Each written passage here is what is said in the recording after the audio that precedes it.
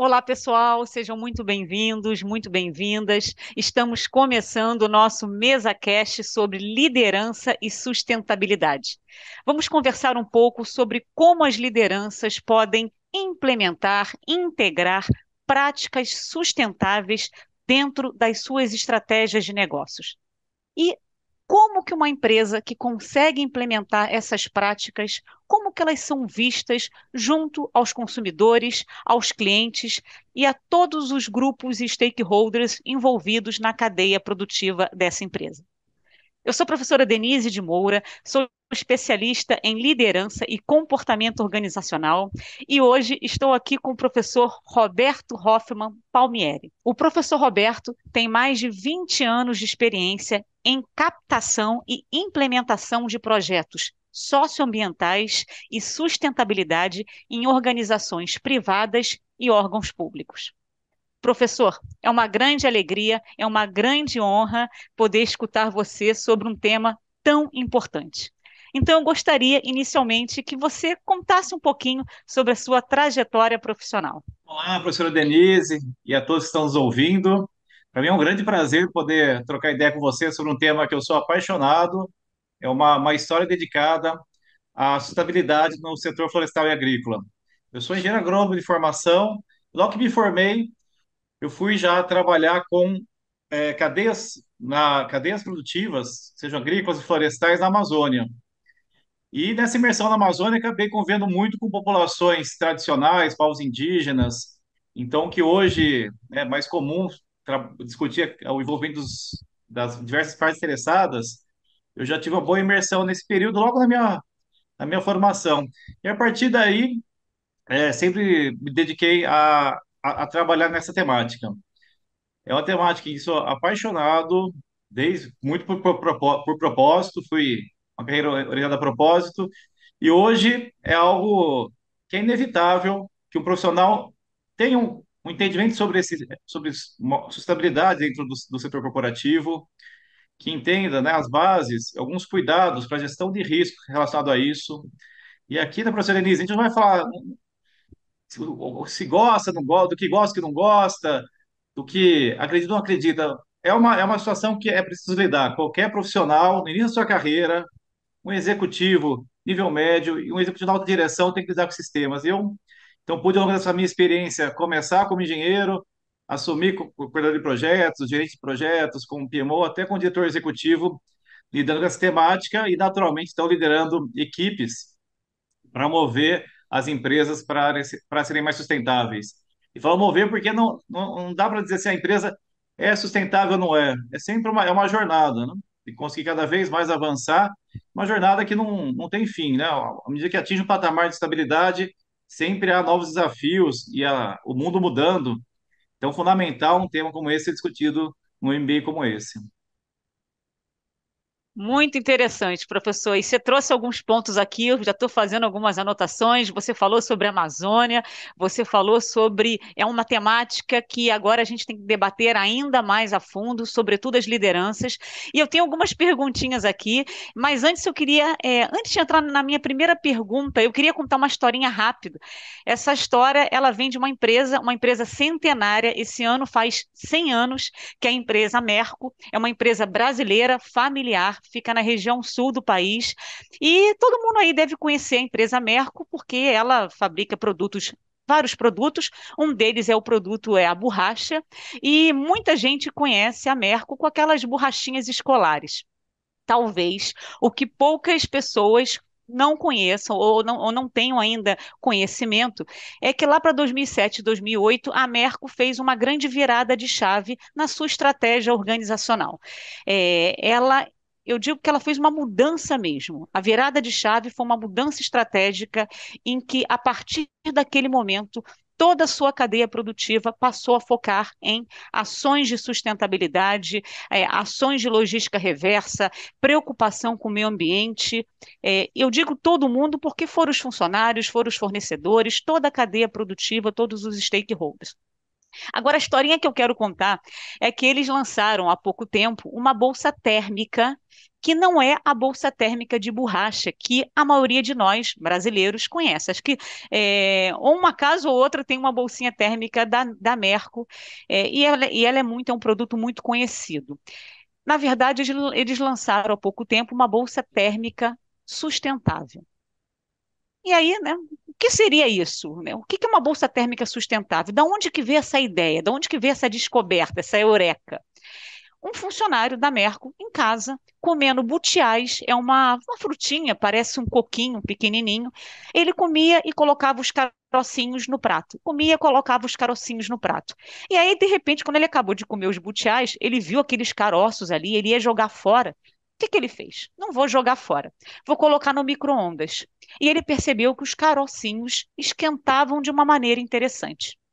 Conversando com a cunhada trabalha numa universidade e dentro dessa universidade a cunhada explicou que eles tinham alguns projetos de utilização de produtos, de aproveitamento de frutas nativas. E a cunhada disse: inclusive na nossa universidade, a gente tem muitos caroços da palmeira Jussara. Ele ficou entusiasmado, muito entusiasmado, e levou essa ideia para a Merco. O que começou a acontecer? Essa ideia começou a tomar um volume. O espaço criativo, realmente todos participaram desse espaço criativo. Foi uma ideia aí de cocriação, todo mundo junto pensando, fizeram análise e pesquisas do produto, fizeram pesquisas com relação ao mercado, e aí eles lançaram um produto, uma bolsa térmica totalmente sustentável, porque o algodão é orgânico, usa-se a palmeira Jussara, e mais interessante que isso é um ponto que a gente tem que falar. Eles fomentam e têm fomentado aí desde a virada de chave arranjos cooperativos responsáveis pelo manejo e, claro, o fornecimento desses caroços. Aí que vem a minha pergunta, professor. Imagina um funcionário em casa no final de semana pensando em ações sustentáveis. Isso é muito possível numa Merco, numa empresa que fala 100% de sustentabilidade. Tudo que eles falam hoje tem foco no meio ambiente. Agora, vamos pensar numa empresa que está iniciando esse processo, que não tem tanto expertise, que não conhece muito ainda algumas siglas, alguns processos, algumas técnicas. Hoje fala-se muito em ODS, ESG, e eles não têm ainda muita expertise. Como que essas empresas, como que as lideranças podem implementar práticas de sustentabilidade em suas estratégias de negócio? Excelente, Denise. Bastante interessante a história da Merco, um ótimo caso. E que é uma empresa familiar que fez essa virada, uma virada rápida, né? É bastante inspirador. E, e fala assim, como que outras empresas podem se inspirar em casos como a Merco? A Natura, né, tão falada, ela não nasce no nível de estabilidade que ela tem hoje, né? Teve os seus desafios, teve muita tropeção. Qual a minha sugestão para uma organização que queira começar essa jornada, né, com sustentabilidade? Primeiro ponto, definir o que a gente chama dos temas materiais. O que são temas materiais? São aqueles temas mais relevantes, mais significativos em termos dos impactos positivos e negativos que as empresas podem gerar. Quero dizer com isso, por exemplo, vamos pegar o caso da Mercury mesmo, que a professora Denise já trouxe para nós. A Mercury, como muitas empresas, será o caso da Mercury, como muitas empresas, ela compra matérias-primas. Qual a responsabilidade que ela tem sobre todas essas cadeias? Completa, total. Antes de falar de casos positivos, podemos trazer casos negativos, né? Empresas que ficaram famosas, associadas ao trabalho infantil, e ela disse, não, todos os meus trabalhadores trabalham com segurança, são bem pagos. Sim, mas você compra matéria-prima de pessoas que não, irregulares, imigrantes. A cadeia da moda, recentemente, teve ouvido em escândalos, né, relacionados a isso, utilizando o boliviano na situação análoga à escravidão. Então, veja, uma empresa que quer se posicionar em sustentabilidade, nós estamos falando de uma forma muito pragmática, gente. Nós estamos falando em sustentabilidade. Sustentabilidade não é só ambiental e social. Sustentabilidade vem aqui de sustentar-se no longo prazo. Então, quando a gente fala em ESG, De onde vem ESG? Questão ambiental, social e governança. Isso nasce um recado para instituições financeiras preocupadas com seus investimentos. Querem ter retorno imediato, como todos nós, como indivíduos, empresas querem também, claro, girar, ter lucros no presente ano, mas também querem ter a segurança de perenidade. Então, o primeiro passo, identificar temas materiais. Então, se a sua empresa trabalha com cadeia de fornecedores, ela vai ter que entender essas cadeias, entender quais são os pontos-chave dela. Se essa empresa está posicionada numa região com populações vulneráveis próximas, que são populações vulneráveis? Pode ser populações carentes, pode ter populações indígenas, populações tradicionais. Como é que ela vai se relacionar com essas comunidades? E aí, novamente, né, quando a gente fala temas materiais, impacto que pode ser positivo ou negativo. Se ela não gerencia, se ela não identifica e não define um plano para lidar com, por exemplo, nesse caso, o tema material, relação com a comunidade, é um tema material bastante comum em boa parte das empresas, se ela não identifica esse tema material, não prioriza na sua estratégia, se ela não define ações, não define indicadores, não estabelece um plano para lidar com as comunidades no caso, ou cadeia de fornecedores, ou qualquer outro tema material, tem uma grande chance dela ter problemas. Por negligência, por descuido, por dar liberdade para qualquer pessoa dentro da empresa lidar da forma que acha que é melhor. Ao contrário, se ela define o tema material, estabelece uma estratégia para lidar com isso, busca ajuda. E ajuda muitas vezes é um benchmark, entender como que as outras empresas que já estão mais à frente, já são referências nessa temática, estão lidando. Estabelece um plano, ela pode ter um impacto positivo, por exemplo, em relação a essas comunidades, em relação a todas as suas cadeias de fornecedores, ter mais segurança em relação às cadeias de fornecedores, fidelizar. E trouxe dois exemplos de fora. O mesmo saiu para dentro. Quais são os temas materiais internos? Ela quer lidar, por exemplo, com a inclusão, a diversidade é um tema importante para a empresa, a inovação é um tema material para ela, e se ela quer trabalhar com inovação, vai precisar trazer a diversidade. E como vai lidar com essa diversidade? Não é colocar pessoas diferentes juntas, é como ela vai lidar com essa estratégia. Então, sustentabilidade, começar com os temas materiais, definir uma estratégia, e aí, professora Denise, todos, né, é ter uma estratégia que perpasse por toda a empresa. Então, e aí sempre algumas pessoas perguntam, a sustentabilidade deve ser top-down ou bottom-up? Ou seja, né, deve vir da alta direção e chegar para todos, ou pode nascer de baixo? Ou deve vir no meio, na liderança média?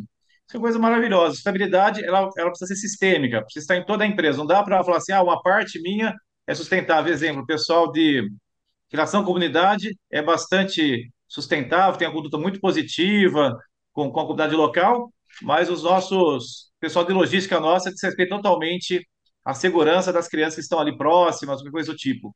Não dá certo, fica algo muito estranho, né? Então, essa coerência. E aí, se vem de baixo para cima, de cima para baixo, isso é muito bacana.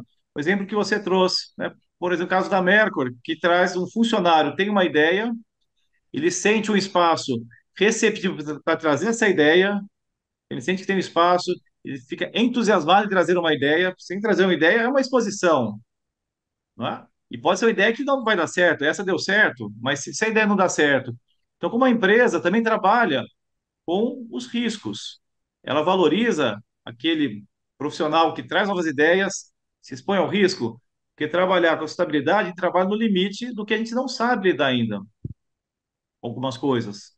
Né? Até onde a gente consegue lidar, se envolver com temas novos, né? E aí estimular que venha de baixo para cima. Vou trazer um outro exemplo, a Natura, certa vez, um caso que a gente pode contar aqui, porque foi até registrado pela FGV, teve um caso da Natura que tem uma ideia, aparentemente muito boa, de trabalhar com um estojo de embuia, com a madeira nativa do Brasil. Parecia muito bom, muito coerente a estratégia da Natura, de se posicionar usando madeira nativa da Amazônia, aparentemente consistente, aparentemente. Uma consultora, veja, consultoras Natura, há alguns anos eram 1.300.000 consultoras, hoje deve ser mais do que isso. Uma dessas falou assim: isso é um absurdo. Eu sou consultora Natura porque acreditava que ela tinha uma forma diferente de lidar com a natureza, com as pessoas, um respeito, uma ética. E como é que vocês usam uma madeira nativa e ameaçada de extinção? Veja, A empresa com uma boa intenção, querendo mandar uma mensagem positiva de uso da biodiversidade brasileira, uma peça linda, na verdade ela cometeu um equívoco. E o que é interessante desse caso é que essa consultora, uma consultora, veja, qual que é a. Se fosse de uma outra empresa, talvez ela nem se interessasse em falar, ela se interessou em manifestar o seu incômodo e foi para líder dela, que foi para a supervisora e foi subindo até chegar na presidência. E quando chegou na presidência, a presidência levou a sério. Então isso é muito bacana, como o poder que tem, porque quem está na ponta lidando com as questões, seja uma questão com comunidade, com fornecedor, casos, algum risco de um assédio moral, de discriminação, são as pessoas do dia a dia. A alta direção fica muito longe. Então, uma empresa sustentável precisa dessa base forte. E, é claro, por parte da alta direção, ter uma coerência, ter uma consistência, uma estratégia que passe, inclusive, aqui na bonificação. Como é que a gente bonifica aquele que, por exemplo, alguém de compras? Tradicionalmente, o pessoal de compras é reconhecido por o quê? Comprou na quantidade que precisava, chegou quando a gente precisava e ao menor preço. E esse é o tradicional simplificando, né? Com qualidade, no tempo e ao menor custo. Ah, bacana. Só que é só isso? E a questão do relacionamento com esse fornecedor? Às vezes vai comprar a Mercury com borracha. Ela fez uma opção de comprar borracha de populações extrativistas da Amazônia, na terra extrativista Terra do Meio. Chama Terra do Meio porque é no meio do Pará. Bom, o Jorge, o dono da empresa, foi até lá, conversou, negociou. E agora a pessoa de compras, se ela não é reconhecida também por saber lidar com uma forma diferente de lidar com a população, não vai dar certo, vai de novo ter um choque. Então, essa coerência que vem da direção à estratégia, o estímulo bottom-up e a liderança no meio é que faz essa conexão, né? Que consegue conectar o pessoal no dia a dia do chão de fábrica, como a gente fala, com essa outra direção, né? Então, a sustentabilidade, ela precisa tá permeando em todos os departamentos, em todos os níveis, e a mensagem aqui, né, ser bastante consistente. Então, quem quer entrar na sustentabilidade não pode entrar para vamos ver o que que é. Fala assim, um caminho sem volta, né, carinhosamente falando o seguinte, entrou, pode errar, vai experimentar, mas não dá para ficar recuando, não, isso aí, por exemplo, vamos tratar a questão de diversidade racial, isso aí tá meio complicado, vamos recuar, não tem como recuar mais. Vamos envolver, trabalhar com cadeias de fornecedores mais sustentáveis. Não, vamos voltar para o business as usual, aquelas antigas. Isso é muito complicado retornar. Estou falando isso não para que tenham medo, não para que se assustem, então nem vou entrar, não, mas para que deem passos lentos, né, calmos, cuidadosos. Muito interessante, professor. Fiz, inclusive, várias anotações aqui. Pensando hoje, e aí vamos focar aqui nas lideranças, você comentou muito com relação da direção da empresa, das pessoas que trabalham diretamente com o produto, dos fornecedores. Pensando nisso, hoje fala-se muito que as empresas, as lideranças precisam trabalhar de forma holística, de forma aprofundada. Não dá mais para trabalhar estanque, cada um no seu setor. Às vezes a gente entra em empresas e parece que são vários CNPJs numa única empresa. Não dá mais isso. Hoje a gente fala em cultura da segurança, cultura do reconhecimento, cultura do feedback. Vamos falar sobre cultura da sustentabilidade, então.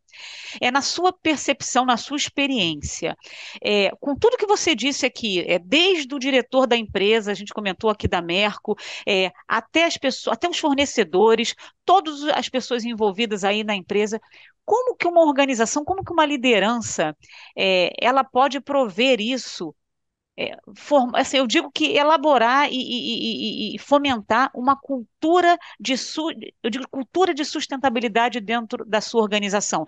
Com essas ações que você está trazendo, professor, todo mundo pensando de forma sustentável, trazendo inclusive os fornecedores. Eu sei que tem algumas empresas hoje que decidiram não fazer mais negócios com alguns fornecedores, porque alguns fornecedores não compactuam dos seus valores organizacionais.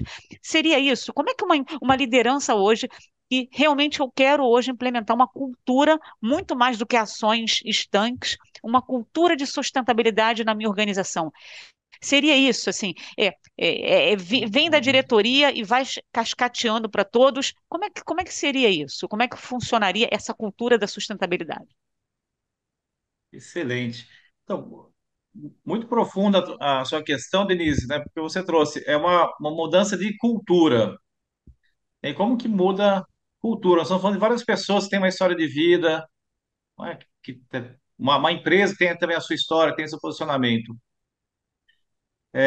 O que eu tenho para dizer, assim, o primeiro ponto que eu considero assim das lideranças é delas estarem realmente engajadas. Engajadas pode querer dizer muita coisa, mas fundamentalmente comprometidas com a sustentabilidade da empresa. Não pode ser algo superficial, falar assim, faço o mínimo ali, tem que fazer alguma coisa. Não, é fazer para valer. Fazer para valer significa uma coerência da forma que ele lida com os seus pares, com os seus subordinados, com um desconhecido quando ele chega numa empresa, quando ele chega na empresa, como ele lida com um recepcionista, então foi uma liderança, como é que ele trata cada pessoa. Então, se a gente está falando, sustentabilidade envolve pessoas, né? Direitos humanos, respeito pela pessoa, não haver discriminação. Essa liderança, ela tem que se vigiar para ser o exemplo que as pessoas precisam. E alertar as pessoas quando as pessoas se equivocam. Eu trago isso porque a gente já está, às vezes, né, em algumas empresas, algumas pessoas já estão tão enraizadas com algumas posturas que não são assim aceitáveis, mas que não percebem isso. Então tem que ter recados claros, essa liderança pelo exemplo, essa liderança por orientar também do ponto de vista comportamental, cultura tem a ver com comportamento, essa e é desafiador para uma liderança já conseguir equilibrar, porque ela tem que cobrar por resultados, porque ela é cobrada por resultados, a empresa tem que caminhar, mas ao mesmo tempo entender que tem um equilíbrio no processo também. Uma cultura de estabilidade, a gente está falando que não é importante somente o resultado, mas o processo também, como as coisas são feitas. Então, se preciso fazer uma renovação na linha de produção, uma mudança fabril, um desligamento de pessoas, inclusive, questões bastante difíceis, né? Desligar pessoas, reduzir. O que a gente faz com isso? Tem muitas formas de se lidar com isso. E aí buscar que tenha essa coerência com os valores. Como é que lida? Então, nós estamos falando com transparência, com respeito, com cuidado. Colocar isso para as lideranças, eu vejo esse é um ponto bastante importante. Outra questão bastante importante para as lideranças, elas conversarem, estarem em alguns grupos. Eu, por exemplo, como liderança também, hoje eu tenho participado de um grupo sobre branquitude e racismo. Para eu entender melhor esse tema, eu sou branco, eu não, quero entender melhor o que passa negro, por mais que seja sensível, eu tento não discriminar, mas procurei entender melhor, porque eu percebia que tinha alguns viés da minha conduta inconscientes. Então a liderança precisa se expor a isso, lidar com a questão de gênero, de racismo, LGBTQ+. Então participar de grupos que trazem essa reflexão é bastante fundamental para que a gente perceba nossos viés que são inconscientes. Então, uma vez que ela já tem esse propósito, já está firme nesse propósito, ela vai precisar aí ter conhecimento novo, então participar desses grupos, rodadas, pedir feedback, trazer diversidade para a equipe, fazer uma forma bacana, consistente, né? Você vai trazer diversidade para a equipe, tratar com cuidado, não é jogar a pessoa ali no meio, né? Realmente preparar o ambiente para ela e você se preparar também para lidar com isso. Fantástico, professor. E aí você traz uns pontos aqui que eu queria, eu acho que você trouxe, nossa, quanta riqueza nas suas palavras. E eu quero trazer, assim, acho que três palavras, três frases aqui importantes para deixar marcado aí para as nossas lideranças. A liderança pelo exemplo foi exatamente o que você disse, quando a gente fala em cultura de sustentabilidade. Vigiar, é importante a gente vigiar e se vigiar, eu achei muito bacana esse processo de autoconhecimento também. Então, vigiar todos os meus processos de trabalho, se eles estão coerentes, e também vigiar os meus vieses inconscientes, algumas ações que eu possa estar tomando que sejam totalmente contrárias aos valores que eu estou aí no meu discurso, isso é importante. E aí, um ponto, quando a gente fala da cultura da sustentabilidade, que veio muito da sua palavra, isso tudo sendo feito com consistência, né? Eu acredito que tem que ser feito com consistência. Isso, uma cultura da sustentabilidade não nasce da noite para o dia, não é construída da noite para o dia, e para se manter, eu acho que é mais difícil ainda.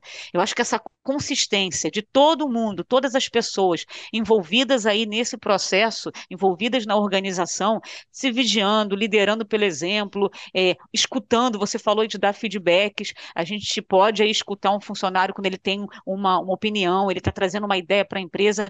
Eu acho que assim, nas suas palavras, são ações muito efetivas que devem ser feitas de forma sistemática e consistente. Muito bacana, professor. E aí eu vou trazer aí uma última pergunta, já que a gente está falando tanto de uma temática extremamente relevante. A gente sabe hoje que, e eu fico muito feliz, que a consciência nossa, a consciência social, consciência ambiental, nas suas palavras mesmo, você comentou aí está querendo entender mais alguns vieses, alguns comportamentos. É, a gente sabe hoje que eu digo que essa catalisação, esse ambiente que fomentou muito a sustentabilidade, a responsabilidade socioambiental, ODS, ESG, veio muito de um aumento, de um crescimento dessa consciência social e ambiental das pessoas. A gente sabe que a médio e longo prazo, produtos e serviços estão se tornando commodities, e sim, a médio e longo prazo, claro que dependendo do tipo de serviço, do tipo de valor do serviço e do produto, as pessoas vão tomar uma decisão de compra com base na reputação da empresa, se a empresa está preocupada com seus funcionários, com o meio ambiente, se ela tem uma reputação, uma imagem positiva junto ao mercado. Entendendo isso, que eu fico muito feliz que isso esteja acontecendo, de que forma os temas ESG podem gerar valor para as empresas e para a sociedade como um todo. Fala-se muito hoje sobre ESG, ODS, como que esses temas de ESG geram valor para a organização. Uma vez que decisão, sobretudo de compra, você falou aqui da questão do retorno imediato, não existe retorno imediato, isso tem que ser consistente, mas decisão de compra a médio e longo prazo, sim, vai levar muito em consideração a reputação e a imagem da empresa. E aí, como é que esses temas podem gerar valor para a empresa e para a sociedade, professor? Excelente, Denise.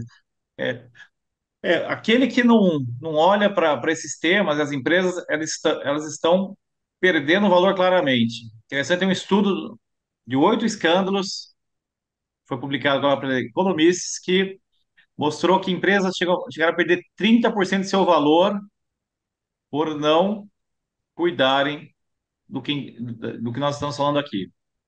Empresas como a Volkswagen, todos lembram-se daquele caso dela adulterou as emissões dos gases de escapamento. Olha só, a Volkswagen, uma empresa, né, muito respeitada, ela adultera as emissões e é descoberto. E isso levou a uma perda de valor da empresa. O caso da United, que teve um médico que não queria sair do avião e foi arrancado pelos vigias. O outro caso, isso foi mensurado. Ele falou, isso é nos outros países e aqui no Brasil. Vai lembrar de tantos casos, né? Os casos, infelizmente, comentar algumas empresas aqui, como o Carrefour, né? Que foram os vigias que acabaram levando um negro à morte da forma que tratou. E aí vem como é que bom, as empresas falam, "Pô, a empresa terceirizada, ela não tem explicação, ela não vai, é, não dá para amenizar, ela tem uma responsabilidade. Então vamos lá, como gerar então valor, né, Denise? Trazer então, trago o negativo que eu falar, mas é mais fácil enxergar o que perde, o que ganha. Então, a empresa que ela começa a incorporar ISG de forma consistente, e de novo, né, não precisa já começar com o pacote completo, pouco a pouco, escolher os sistemas materiais, aquisições prioritárias, começou a estruturar. O que ela tem ganhado? O ISG, ela vem do mercado financeiro. Uma empresa que incorporou ISG de forma consistente, o que ela tá fazendo? Ela está reduzindo o seu risco. O risco do quê? De um escândalo relacionado a uma questão social e ambiental ou de governança. Isso é isso gera valor? Gera.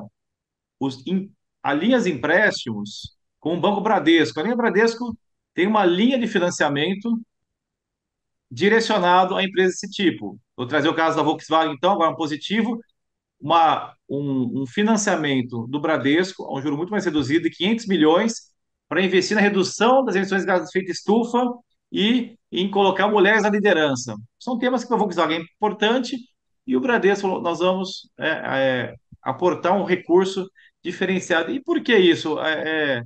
Por que com os juros menor? Porque se uma empresa, e de forma consistente, não é algo isolado, né, de forma bem alinhada, ela está investindo nisso, isso significa que ela está reduzindo seu risco. E isso, para o investidor, interessa. Interessa a longo prazo ter uma empresa mais segura. Então, o primeiro valor que gera, bem, do ponto de vista financeiro, acesso a empréstimos, investimentos que é necessário ter, estar com essa pauta de ESG. Hoje, a Bolsa Brasileira tem o índice ISE, são as empresas que atendem uma série de critérios de ESG e se posicionam melhor no mercado, e uma bolsa que tem investidores, grandes fundos internacionais, inclusive, que compram. Então, primeiro ponto, valorização, investimentos que são para empresas alinhadas a isso, e os empréstimos tradicionais que consideram isso e reduz o juro porque reduz o risco. Tem um outro ponto super, super fundamental. E aí é fácil, qualquer pessoa, gente. E às vezes eu falo assim, porque eu também, além, né, do meu dia a dia trabalhando, dou aulas, os sábados eu aula de ESG, tem sempre os mais pragmáticos, né? Mas os mais pragmáticos. Só me diga quando você volta para casa. Você teria orgulho de falar para teu filho que você trabalha numa empresa poluidora, que mata pessoas, enfim, não está nem aí para ninguém, nem para o funcionário, ou falar com, né, com todo orgulho, falar, pô, eu trabalho naquela empresa conhecida por um trabalho belíssimo que faz relacionado ao meio ambiente, com as pessoas, tem um, enfim, uma certa. Claro que qualquer pessoa vai ter muito mais orgulho, né, de falar em trabalhar numa empresa que tem um cuidado com as pessoas, com o planeta, com o meio ambiente. Então, isso é muito importante porque retém talentos profissionais que têm, que né, querem se posicionar, querem cuidar da sua reputação, vai ter uma atratividade maior essa empresa. Ao passo que tem empresas que, de grandes desastres, conhecido por todos, a Vale. A Vale, o presidente da Vale na época daquele desastre, ele foi um CEO incrível na Klabin, uma empresa fantástica, referência. Ele assumiu na Vale e ali aquele escândalo acaba com a carreira de uma pessoa. Então, veja, as pessoas se preocupam com a sua reputação. Então, o valor que cria é de uma reputação, de ter pessoas, reter talentos, as pessoas terem orgulho de trabalhar e se sentem mais seguras. Falar, ó, aqui eu não vou, né, tem a governança, não vou estar envolvido em escândalos reputacionais, inclusive, né, que é empresa e cada um como profissional também sofre. Além disso, novos nichos de mercado. Né? Então, hoje o mercado é cada vez mais sensível. O mercado paga melhor por isso? Nem sempre. Mas não precisa nem pagar melhor por isso. Só de preferir o teu produto já é uma grande coisa, na época da crise. Porque quando tem uma demanda enorme, todo mundo vendendo, ninguém tem problema. Mas esse é um estudo bastante interessante, percebeu quando, na época da crise, você ter uma empresa, uma imagem mais positiva para o mercado, as pessoas reconhecem isso. Inclusive, mais positiva, aquela empresa que colaborou mais com a comunidade, as pessoas querem devolver isso. Falam assim, ó, agora é o momento da gente ajudar essa empresa. Olha que coisa bacana, né? Como é uma via de duas mãos. E, de novo, sempre traz o contraponto. Aquela empresa que nunca respeitou a população local, tem uma fama ruim, não vai contar com esse apoio local. Então, são alguns valores que podem ser gerados, alguns mais tangíveis, outros intangíveis, mas são muito, muito claros, já bastante conhecidos aí por várias experiências que a gente tem, e levando mais e mais empresas a entrar nessa jornada. Que bacana, professor. Nossa, quanta riqueza aí de conhecimento, é fantástico. E aí é interessante que você inicialmente você comentou da parte monetária, e talvez aqui os líderes, as lideranças que estejam nos assistindo, opa, que bom, parte monetária, acesso a investimento, acesso a empréstimo, opa, já estou gostando dessa informação, mas aí você vem com algo que a gente fala que é até intangível, que, e é o mais importante que é o legado da empresa. É o legado, é a reputação, é a imagem que a empresa quer passar junto às pessoas. E é interessante quando você trouxe aqui, com certeza, numa crise, você vai defender que empresa? Você vai comprar de que empresa? Aquela empresa que você acredita, que tem uma reputação, que sempre, de fato, de forma consistente, se preocupou com a sua marca empregadora. Aqui envolve, sim, os funcionários, as pessoas envolvidas na cadeia produtiva, que se preocupou com o meio ambiente, que se preocupou com a sociedade, ou uma empresa que está aberta só para ganhar dinheiro. Então, você traz aí palavras importantíssimas, que eu acho que isso é o legado que a empresa quer deixar, é o legado que as lideranças precisam deixar para a sociedade. Muito bacana, professor. Interessante. Quanta riqueza. Eu queria que você deixasse aí as palavras finais para as nossas lideranças. Infelizmente, a gente está encerrando aqui, mas eu queria as palavras finais aí para as nossas lideranças que estão nos assistindo. Bacana. Poxa, queria dar o meu testemunho nessa minha jornada aí de 25 anos, né? Fiz uma escolha lá atrás, muito mais, sinceramente, ideológica, né? Ainda novo, saindo da faculdade, falei assim, lembro até hoje, quando me formei, falei assim, bom, tem alguns trabalhos que têm uma chance maior de ganhar dinheiro, outros têm chance de eu me realizar mais como ser humano. E eu, daquela época, eu tive uma visão, na verdade, bem pragmática. Eu falei, aquela que vai ganhar dinheiro, pode dar certo ou pode não dar, pode ser que eu não ganhe dinheiro. Mas essa eu me realizar, talvez eu ganhe dinheiro, mas pelo menos uma das coisas que é me realizar eu vou. Isso lá atrás. Hoje eu digo a vocês, vale a pena. O ISG nasce em 2004, o Who Cares Wins. Quem se importa ganha. Então, assim, profissionalmente, quem incentivar vocês trazer essa coerência, que isso o mercado observa, né? Se você às vezes, né, topa algo que é questionável, e fala, mas a empresa me pediu, isso fica marcado, as pessoas percebem. Quase que se você muitas vezes se nega a algo, gera uma confiança você como profissional, sabe?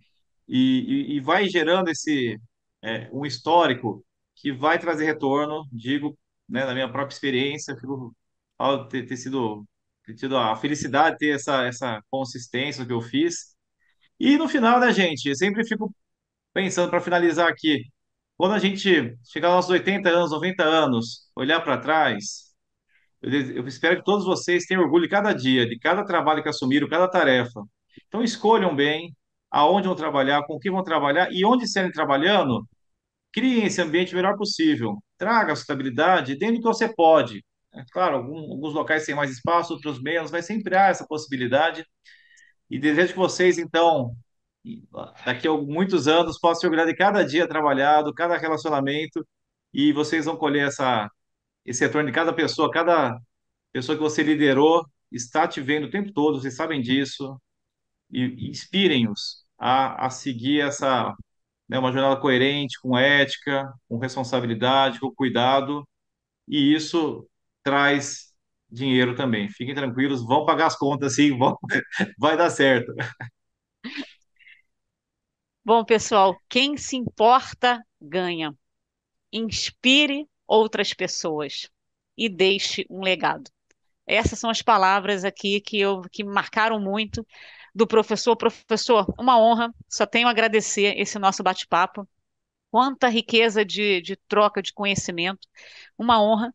Muito obrigada, professor, pelas suas palavras, pela sua experiência. Deixou aí várias, eu digo, várias sementes aí para a gente pensar e refletir. Bom, pessoal, para vocês que estão nos assistindo, eu tenho certeza aí que vocês vão tirar muito proveito aí desse nosso bate-papo e vamos falar muito sobre sustentabilidade. Vamos falar muito aqui, quem se importa ganha. Vamos falar muito sobre ESG, vamos falar muito sobre EDS, vamos falar muito sobre deixar um legado, sobre liderar pelo exemplo. Falaremos muito sobre isso no nosso MBA Executivo em Liderança e Gestão. Eu aguardo vocês. Até breve.